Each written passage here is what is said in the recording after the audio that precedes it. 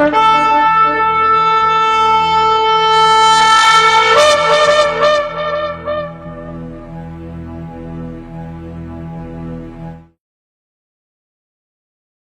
atah Yahweh Eloheinu melech haolam, asher kideshanu b'mitzvotav v'tzivanu, la'asok b'divrei Torah. Baruch atah Yahweh amelamed Torah le'amo Israel, b'shem Yeshua HaMashiach. Bendito seas Yahweh nuestro Elohim, Rey del universo, que nos apartas de entre todos los pueblos para darnos instrucción.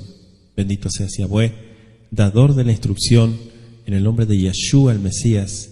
Muchas gracias, Padre eterno, por tu palabra. Amén. Vamos a compartir el capítulo 35 de Bereshit en nuestro estudio sistemático. Acompáñeme y vamos a darle lectura antes de tomar nota y de analizar sistemáticamente nuestro capítulo 35. Dice así desde el versículo 1: Y dijo Elohim a Jacob: levántate, sube a Betel y quédate allí y haz allí un altar a Elohim, que te apareció cuando huías de tu hermano Esab. Entonces Jacob dijo a su familia y a todos los que con él estaban: quitad los dioses ajenos que hay entre vosotros y limpiaos y mudad vuestras vestiduras. Y levantémonos y subamos a Betel y haré allí altar al Elohim que me respondió en el día de mi angustia y ha sido conmigo en el camino que he andado. Así dieron a Jacob todos los dioses ajenos que había en poder de ellos y los zarcillos que estaban en sus orejas, y Jacob los escondió debajo de una encina que estaba junto a Shechem. Y partieron, y el terror de Elohim fue sobre las ciudades que había en sus alrededores, y no siguieron tras los hijos de Jacob. Y llegó Jacob a Luz, Or, que está en la tierra de Canaán, esta es Betel, él y todo el pueblo que con él estaba.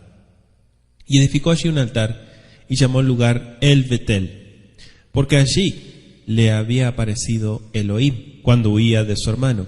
Entonces murió Débora, ama de Ribca, y fue sepultada a las raíces de Betel, debajo de una encina, y se llamó su nombre Alon Bakut.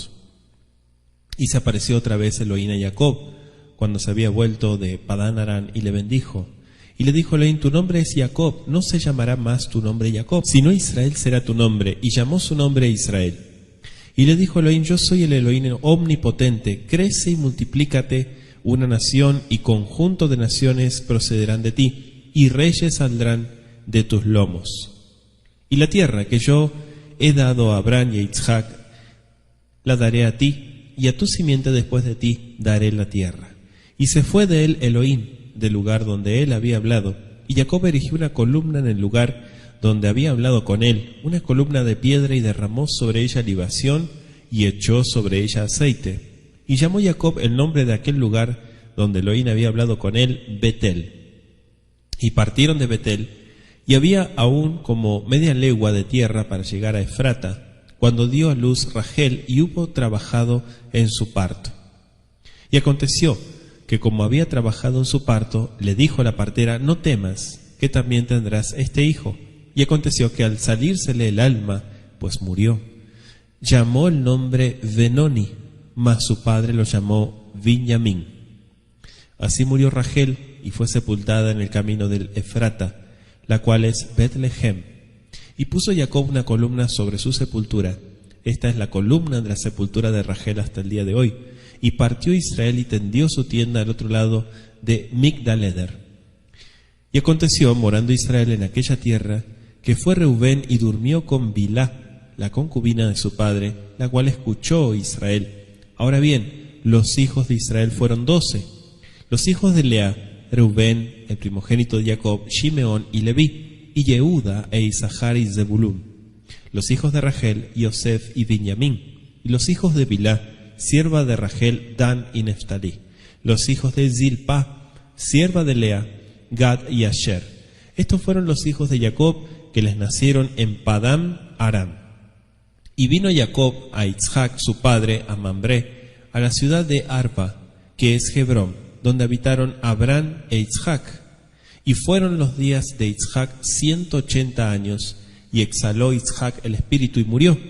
Y fue reunido a su pueblo, viejo y lleno de días, y sus hijos Esab y Jacob lo sepultaron. Palabra del Eterno, capítulo 35, decíamos, de Génesis. Hoy vamos a estudiar cómo el Eterno envía a Jacob a este lugar llamado Bet-El y elimina todos los ídolos de su casa, ¿sí? Haciendo esa limpieza, construye un altar en ese lugar, Bet-El. Débora muere y es sepultada en un lugar llamado Alon Bahut. También el Eterno bendice a Jacob en Bet-El y vemos también la muerte de Rachel, ese parto difícil por el nacimiento de Benjamín, y la muerte en el camino a Efrata, ¿verdad? Rubén duerme con Bilá. Se menciona también en nuestro capítulo 35 los hijos de Jacob nacidos en Padán Aram. Jacob visita a Itzhak en Hebrón y por último la edad, muerte y sepultura de Itzhak. Vamos desde nuestro verso 1. Fíjese que empezamos en el estudio diciendo: Vayomer Elohim el Jacob, kum ale Bet-El, besheb sham, vaase sham, misbeach lael, anire eleja, bevarjaja, mipene sab ajija. Le dijo Elohim a Jacob: levántate, sube a Bet-El y quédate allí, y allí haz un altar lael a Elohim, que te apareció cuando huías de tu hermano Esab. Fíjese qué interesante nuestro versículo 1, cómo conecta con lo que veníamos estudiando en nuestro capítulo anterior. Sube a Bet-El. Jacob temió que la traidora matanza de los Shechemim, los siquemitas, hecha por Shimeón y Leví, provocaría una represalia, si se acuerda nuestro capítulo anterior, por la violación de Dina y por parte, claro, de otras tribus cananeas de la región. Este ataque provocó mucho miedo. Este anciano patriarca parece haber reflexionado en cuanto al horrible hecho y sus posibles consecuencias, sin saber qué hacer o a dónde ir. Y en su perplejidad, el Todopoderoso se le apareció una vez más y lo instruyó en cuanto a su proceder para poder proteger a su familia. Cuán contento debe haberse sentido Jacob por la seguridad que el mismo brazo divino que le había escudado contra la ira de Labán y la enemistad de Esab continuaría protegiéndolo, pero también preservándolo. Punto número 1, debes de quitar toda la vodazara, debes de quitar toda la idolatría, dice nuestro versículo 2. Vayomer Jacob el betobe el kol asher imo asiru et Elohe anehar asher betojejem baitaru veahalifu simlotejem. Esto está interesante porque Jacob le dice a toda su familia, a todos los que estaban con él: quiten los ídolos ajenos que hay entre ustedes y límpiense y mudad vuestras vestiduras. Así está tal cual en nuestro texto hebreo la perspectiva de encontrarse con Elohim en Bet-El llevó a una completa obra de restauración. Había mucho que hacer antes de que Jacob y su casa estuvieran listos para encontrarse con el Altísimo. Por consideración con sus esposas, Jacob había tolerado la presencia de ídolos en sus tiendas. Y esos dioses extraños, como dice el texto hebreo, probablemente incluían los ídolos de Rachel, los que había hurtado de su padre en Génesis 31:19. Las imágenes de sus siervos y otros que quizás quedaron en posesión de sus hijos con los despojos de Shechem. Acompáñeme a Amós 4:12. Amós capítulo 4, versículo 12, dice así: por tanto, de esta manera haré de ti, oh Israel, y porque te he de hacer esto, prepárate para venir al encuentro de tu Elohim, oh Israel. Fíjense la preparación. Límpiense, quiten los dioses, quiten toda idolatría. Primera de Juan, capítulo 3, versículo 13, dice la Escritura, en Hebrí Hadashah: hermanos míos, no os maravilléis si el mundo los desprecia o los aborrece. ¿Sí? Así está tal cual en el texto hebreo. Limpien y muden vuestros vestidos. Puesto que las directivas dadas por Jacob a los miembros de su familia se parecen tan de cerca a las que después fueron dadas en el Sinaí, en Éxodo 19:10, parece que Jacob actuó o por instrucciones específicas del Creador o siguiendo un proceder que había aprendido de su padre. La limpieza externa del cuerpo y el cambio de vestimentas simbolizaban la purificación moral y espiritual de la mente, pero también del corazón. Dice Isaías, capítulo 64, versículo 6, si bien todos nosotros somos como suciedad, y todas nuestras justicias como trapo de inmundicia, y caímos todos nosotros como la hoja, y nuestras maldades nos llevaron como viento, dice la Escritura. Fíjese Isaías 61, un poquito antes, 61:10. Dice la Escritura, en gran manera me gozaré en Yahweh, mi alma se alegrará en mi Elohim, porque me vistió con ropas de salvación, me rodeó de manto de justicia, como a novio me atavió, y como a novia adornada con sus joyas. Entonces, aquí hubo una limpieza inclusive en las vestimentas. No se debe entrar en el servicio sin la debida preparación. Dice Lucas 14:28, porque ¿quién de ustedes, queriendo edificar una torre, no se sienta primero y cuenta el costo para ver si tiene lo que necesita para acabarla? Fíjese estos versículos cómo nos están hablando de una limpieza, pero también de una preparación. Decía Amós, prepárate para el encuentro con tu Elohim. Dice nuestro verso 3 en el estudio de Bereshit, y levantémonos y subamos a Betel, y haré allí altar al Elohim que me respondió en el día de mi angustia. Qué interesante. Ese día que dice el texto del verso 3, dice,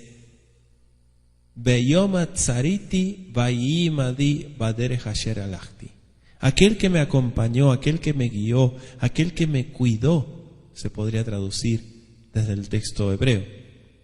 Parece que Jacob había encontrado tan agradable, tan satisfactoria su residencia en la proximidad de Shechem, que había demorado el pago de sus votos hechos a Elohim en Betel.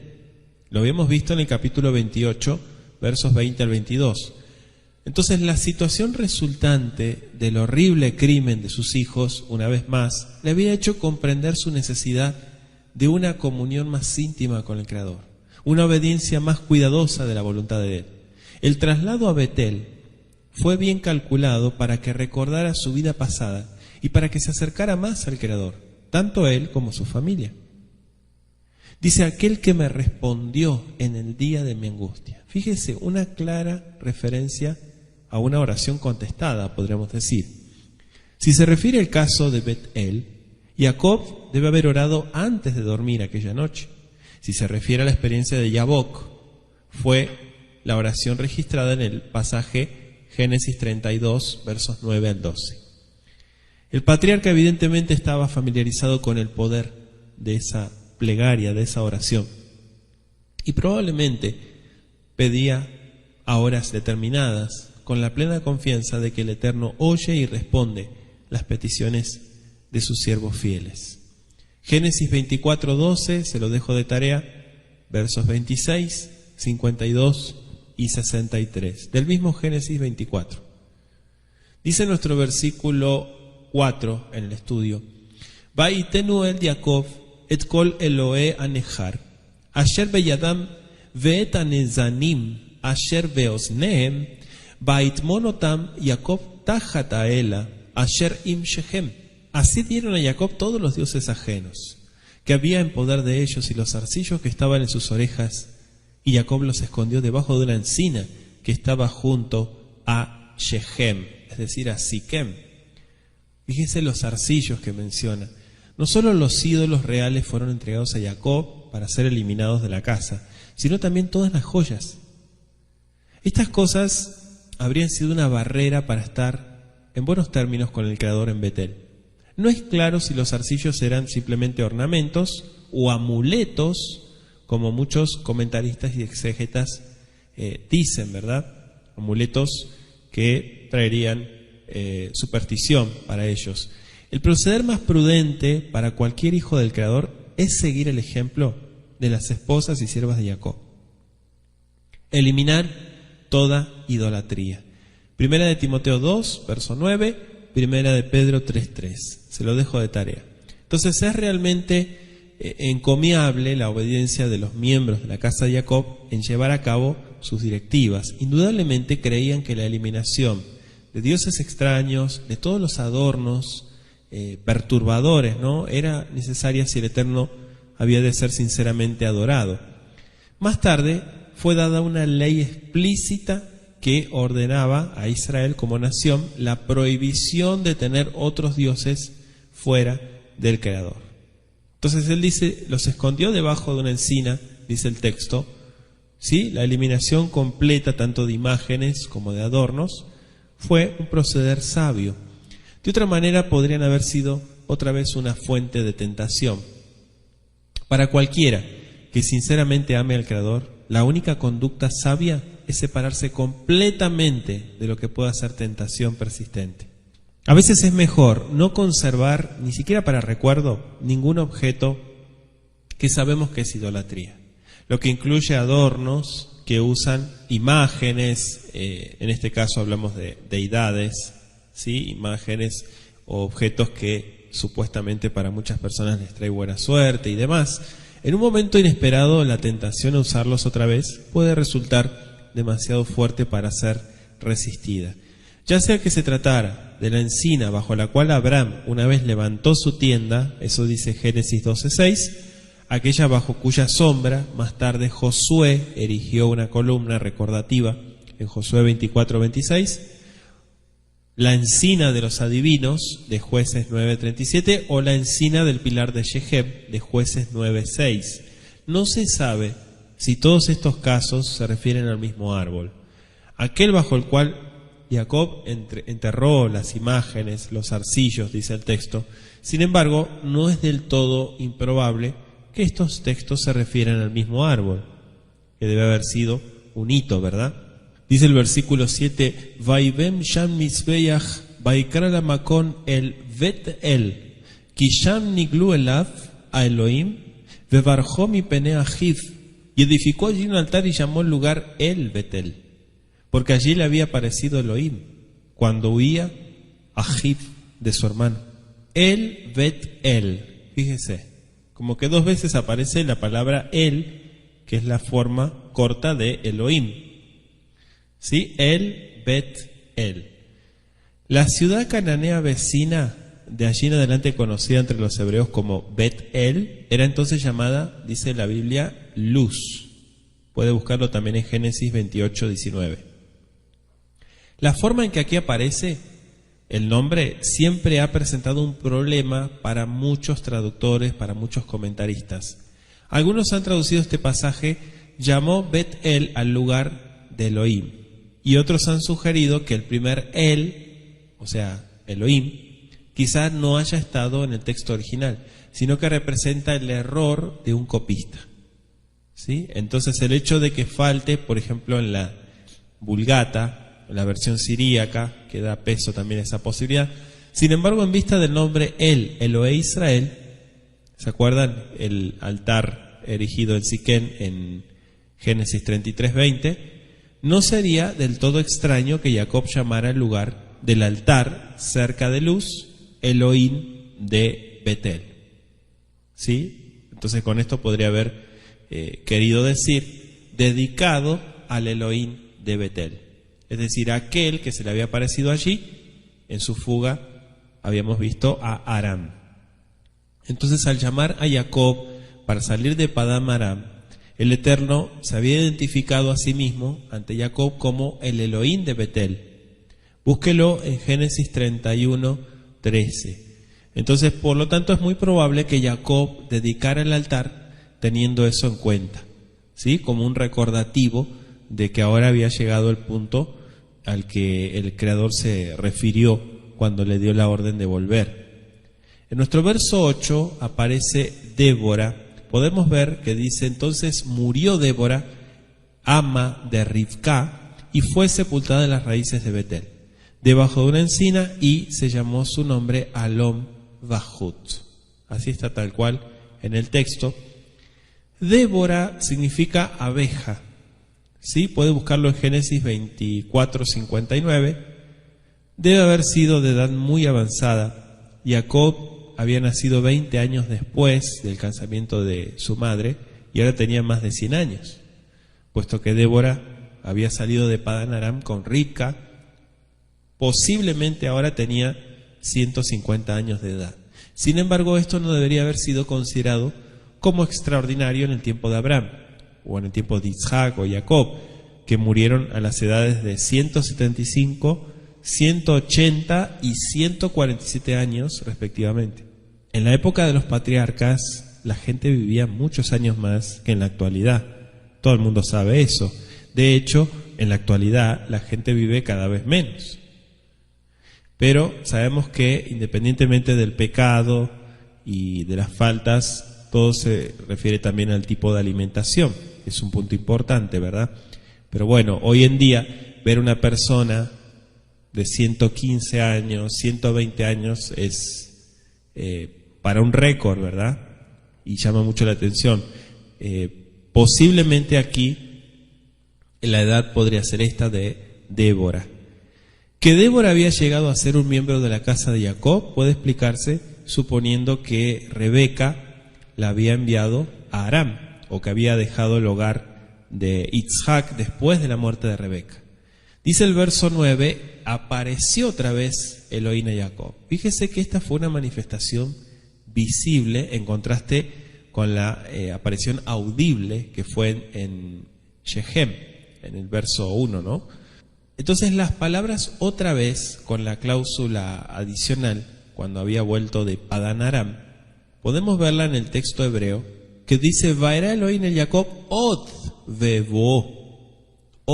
bebo, mi Padán Aram, vaivarejoto. Ahí está el secreto de esta cláusula, como podemos verla en el texto hebreo. Entonces lo que implican es una revelación anterior. Y esta puede ser una referencia a la primera aparición de Elohim a Jacob en Betel, en un sueño. Si es así, las palabras Od bebo hacen resaltar que Jacob recibió dos manifestaciones divinas en Betel. Una en su viaje a Padán Aram y la segunda cuando regresó al mismo lugar. Este punto de vista está sostenido por el hecho de que los versículos 11 y 12 repiten la bendición primero dada a Jacob en su sueño de Betel. ¿Sí? ¿Se acuerdan del capítulo 28, versos 13-14? Y también es posible que la aparición de Elohim a él en Peniel haya sido considerada por el escritor, en este caso Moisés, como la primera de las dos. Entonces lo que haría que hubiera dos revelaciones visibles del Creador desde el regreso de Jacob de Padán Aram. La mención del cambio de nombre de Jacob a Israel en ambos casos favorece mucho más este punto de vista.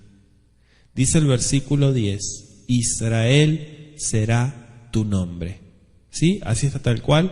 Vayomerlo Elohim Shimcha Yaakov lo ikare Shimcha od Yaakov ki im Israel yeshimcha. Vaikrat Shemo, y llamó su nombre Israel. ¿Sí? Otra vez el verso 10, la aparición previa de Betel. El Eterno había prometido a Jacob la protección divina en la tierra de su exilio y un regreso seguro a su hogar. Particularmente en vista de que estaba llamado a suceder a Isaac como progenitor del pueblo elegido y claro, del Mesías, el Eterno había cumplido esa promesa y por lo tanto Jacob renovó su voto de fidelidad al Creador. Por su parte el Eterno le confirmó el nombre Israel que ya le había dado en Peniel en Génesis 32:28. Entonces, con él la promesa de una numerosa descendencia, la posesión de la tierra de Canaán, y en su forma y sustancia esta promesa recuerda la que fue hecha a Abraham en Génesis 17:6-8. Pueden compararlo, ¿sí? Más que la anterior dada a Jacob en Betel, en Génesis 25:13 y 14. Hacia el final de su vida, Jacob aludió a esta segunda manifestación de Elohim en Betel. Eso lo vamos a ver cuando nos toque estudiar Génesis 48, en los versos 3 y 4. ¿Sí? Incluso lo menciona el profeta Oseas en relación con su experiencia en Peniel. Dice Oseas capítulo 12, si gusta acompañarme, versículo 4, dice el texto, sí, luchó con el ángel y prevaleció, lloró y le rogó, en Betel le encontró y allí habló con nosotros. ¿Sí?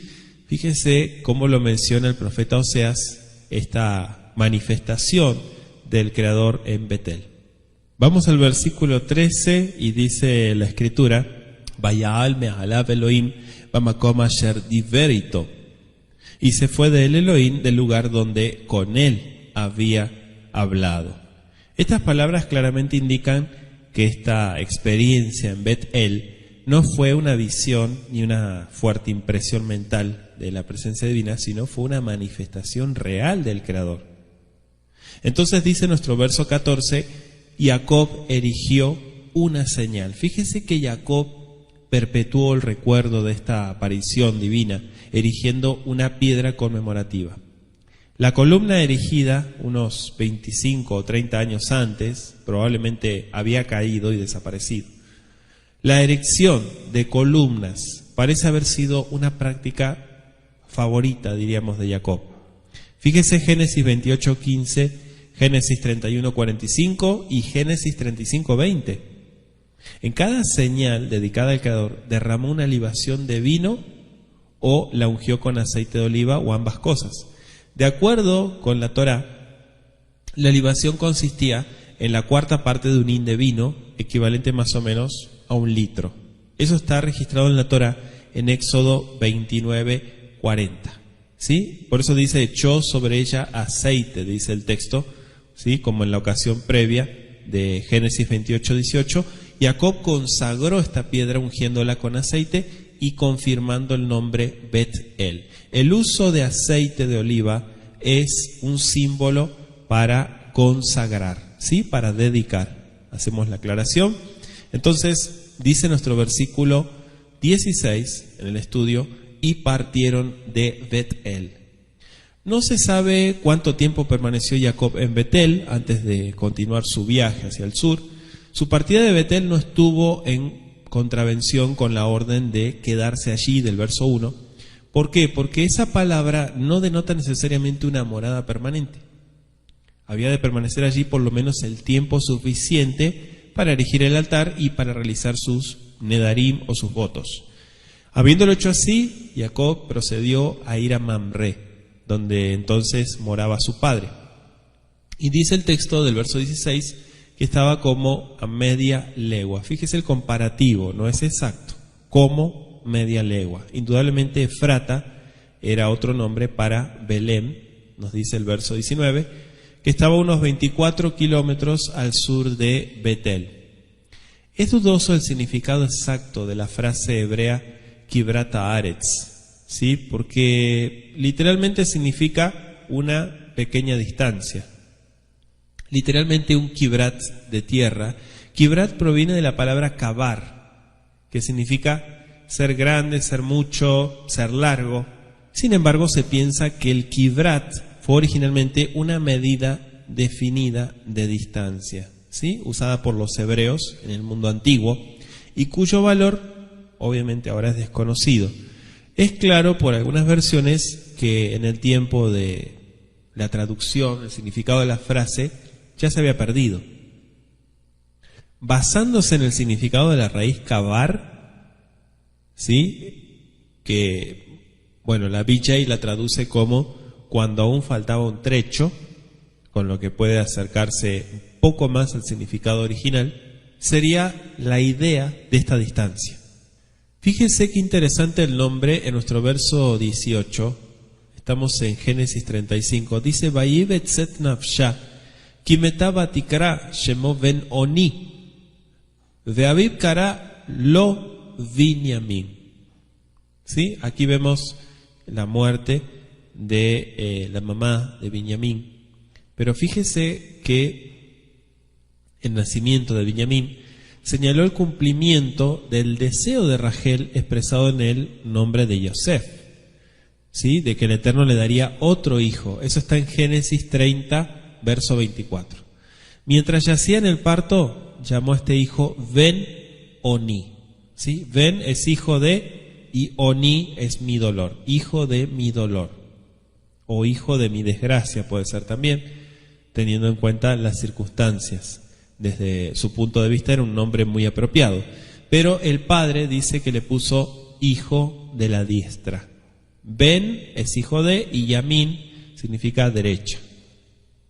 ¿Sí? Significa prosperidad, significa felicidad y demás. En árabe también significa buena fortuna.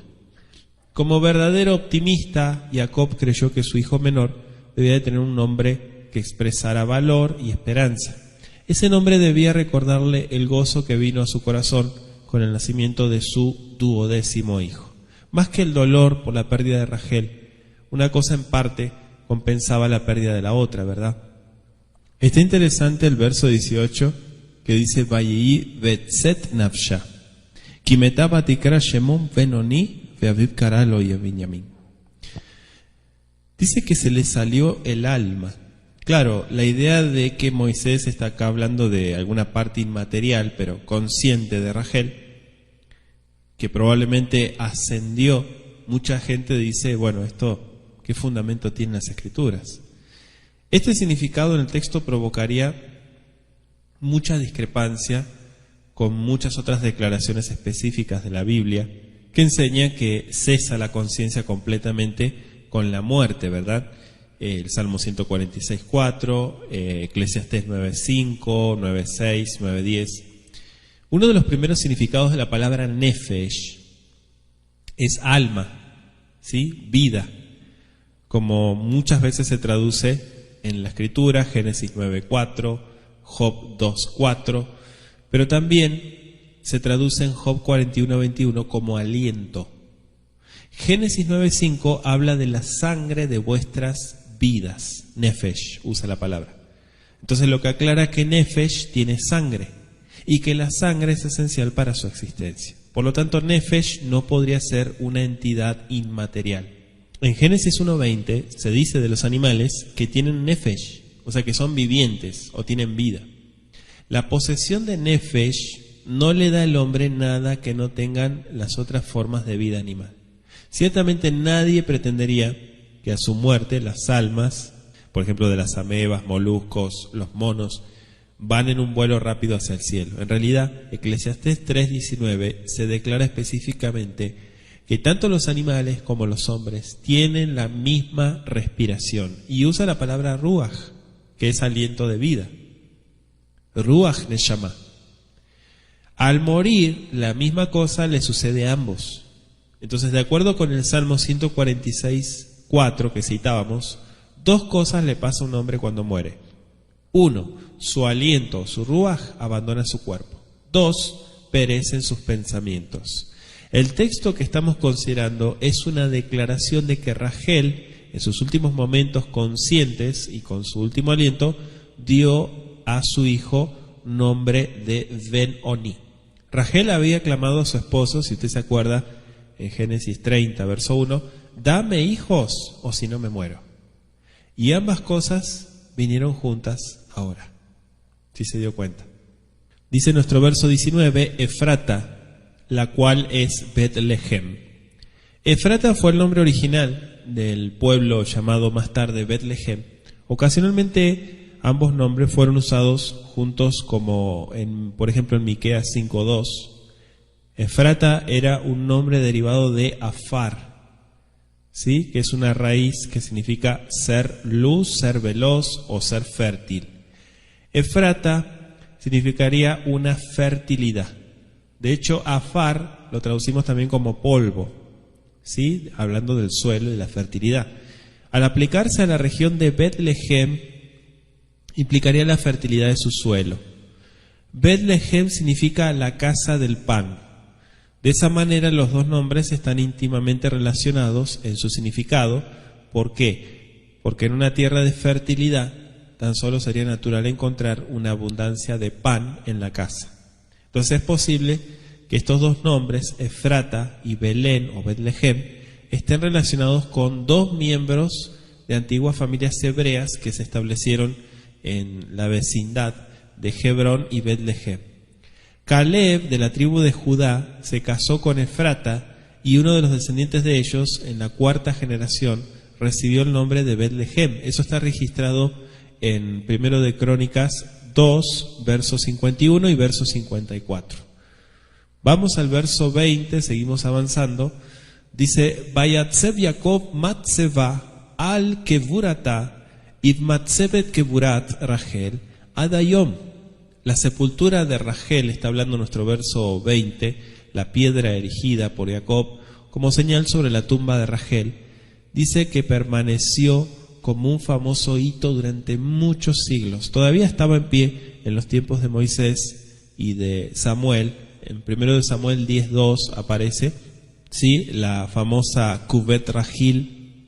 En Oriente Medio la sepultura de Rachel significa a muy corta distancia al norte de Belén. Quizá esté ubicada sobre la verdadera tumba de Raquel o muy cerca. El actual edificio de construcción musulmana y solo de unos 4 siglos de antigüedad señala el punto tradicional generalmente aceptado por musulmanes, judíos también y algunos cristianos. El verso 21 menciona otro nombre propio que es Migdal Edar. Claro, en la Biblia lo ponen todos juntos, pero es Migdal, que significa torre, y Edar significa rebaño. ¿Sí? Continuando hacia el sur, Jacob se detuvo un poco más allá de Migdal Edar o Migdal Eder, que significa la torre del rebaño. Comúnmente se erigían atalayas para conveniencia de los pastores cuando guardaban sus rebaños y para la protección contra los enemigos que se aproximaran. Le dejo de tarea Segundo de Reyes 18:8 y Segundo de Crónicas 26:10 y 27:4. Es dudoso el lugar de esta torre, no sabemos dónde está ubicada, pero sí podemos entender el significado. Dice el verso 22, Vayivish con Israel, Va'aretz aviv vayelech Reuben, Vaishkav et Vilah, Vilegesh aviv vaishma Israel, Vayiyu bene Jacob, Shenemazar. Ahí están los 12, dice, fue Rubén, puesto que Bilá era la esposa del padre de Rubén. Este fue un acto de incesto. ¿Sí? Aquí está registrado. Bajo la Torá, sabemos que, según Levítico 18:8, esto era castigado con pena de muerte. Y era grandemente despreciado, aún por los paganos, dice 1 de Corintios 5:1. Aunque Bilá puede no haber sido completamente inocente, Reubén ciertamente fue culpable de esta caída moral tan vil, ¿verdad? Esto se considera como incesto en este versículo. Llegó a saber Israel, dice el texto. Después de estas palabras, el texto hebreo tiene un claro que llevó a los antiguos comentaristas, ¿sí?, que hay un vacío en este versículo. Y algunas versiones añaden a este vacío que ponen y pareció mal a su vista. O sea, esto parecería representar tan solo inadecuadamente la mezcla de vergüenza, pena, indignación y horror con que la impiedad del mayor de los hijos de Jacob debe haber llenado a su padre. Más amargo y aplastante fue este último golpe que aún la muerte de Rachel o la violación de Dina. El silencio de Jacob puede interpretarse como el silencio de una resignación. Pero cuando llegó el tiempo de pronunciar una bendición sobre sus hijos, Jacob creyó que Reubén, con ese crimen, había perdido la primogenitura. Su posición de jefe temporal y espiritual de la familia, ¿sí?, como dice en las bendiciones de Génesis 49:4, incluso búsquelo en primero de Crónicas 5:1. El primer lugar fue dado a Judá y el segundo a Leví. ¿Sí se dio cuenta? Entonces, eso es importante como también lo consideró Jacob.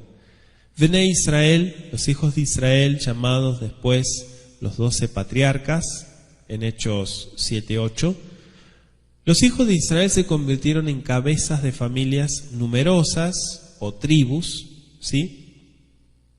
Dice Santiago 1:1, también Hechos 26:7. En tiempos antiguos el número 12 fue con frecuencia tomado para significar plenitud. 12 príncipes provinieron de Ismael, dice Génesis 25:16. 12 espías escudriñaron la tierra de Canaán. Mashiach eligió 12 apóstoles, ¿sí? Aunque a veces no existieron exactamente 12 tribus, las escrituras generalmente reconocen 12 omitiendo el nombre de una, luego el de otra. como se puede ver en diferentes ocasiones en Deuteronomio 33, Ezequiel 48 y Apocalipsis 7. Seguimos verso 23, nos toca leer, dice: Vené Lea, Bejor Jacob Reuben, Beshimón, Beleví, Viudá, Beisahar, Uzebulun. Verso 24, Vené Rachel, Yosef, Ubinyamín. Verso 25, Uvené Bilá, Shifhat Rachel, Dam, Benaftali. Y por último dice el verso 26, Uvené Zilpa, Shifhat Lead, Gad, Beasher. Ele Vené Jacob, Asher Yuladlo, Befadam Aram. Estos son las 12, simplifica el verso 27. Los hijos de Lea, verso 23. Los hijos están mencionados aquí de acuerdo con sus respectivas madres, ¿sí? No en el orden de nacimiento, sino están agrupados por sus madres. Los hijos de Lea aparecen primero porque ella fue la primera en dar a luz. Luego siguen los hijos de Raquel, luego siguen los hijos de Bilá y la sierva de Raquel, y por último los de Silpa. Dice el verso 26, le nacieron en Padam Aram. Con excepción de Benjamín, todos nacieron allí. ¿Sí? En un estilo escueto se le llama. Moshe considera el intervalo de tiempo entre la partida de Jacob y su regreso al hogar paterno como su estadía en Padam Aram. Dice el verso 27, Vayavo Jacob el Itzhak Aviv, Mambre, Kiriat Arba, It Hebron, Asher Garsham, Abraham be Itzhak.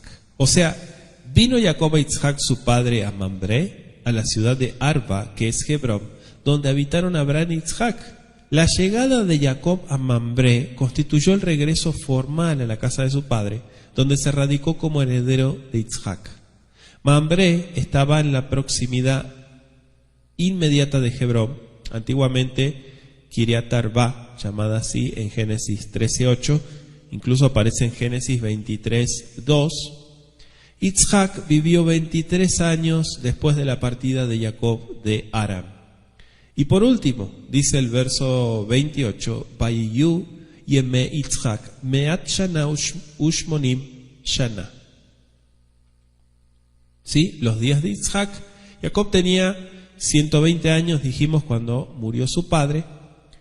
Génesis 25:26 tenemos como referencia. O sea, 10 años más tarde, a la edad de 130, estuvo delante de Faraón, dice Génesis 47:9. En ese tiempo, José había sido gobernador de Egipto durante 9 años. Por lo tanto, Jacob tenía 121 años cuando José fue promovido a la edad de 30 años, dice Génesis 41:46. Y cuando Yosef fue vendido a la edad de 17, ¿sí? En Génesis 37:2, es exactamente el mismo tiempo. En consecuencia, Isaac tenía 168 años de edad cuando Yosef fue vendido como esclavo. ¿Sí? Sacamos las cuentas y todo cuadra según estos textos. Desde ese trágico suceso ocurrido mientras Jacob vivía en Hebrón con su anciano padre, Itzhak fue testigo del dolor de Jacob y sobrevivió a ese hecho durante 12 años. Yemé Itzhak. Y exhaló Itzhak el espíritu, dice el verso 29. Una traducción más clara desde el texto hebreo sería Itzhak expiró. ¿Sí? Porque si ustedes se dio cuenta, dice Va'ikva Itzhak. ¿Sí? Va'ikva, expiró Itzhak. Vayamot, Vayasef el Amab, Zakenus Vayamim, Vaikveruoto, Ezab Jacob Vanav.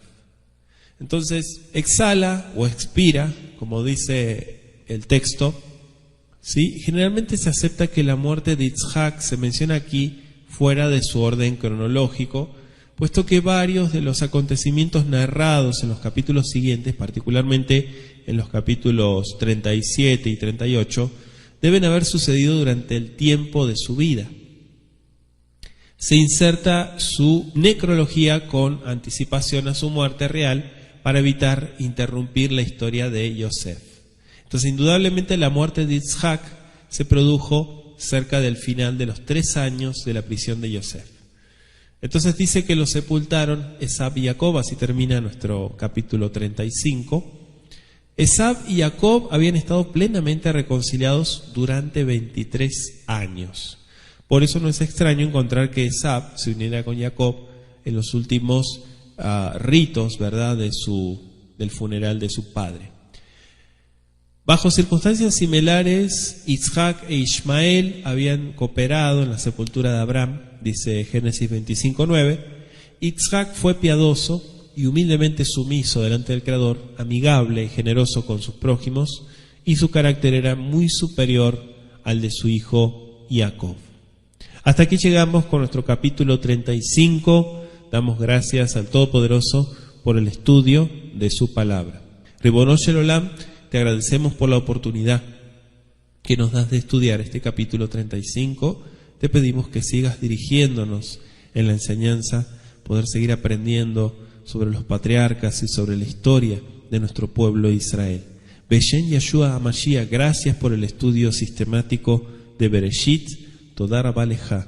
Amén y amén.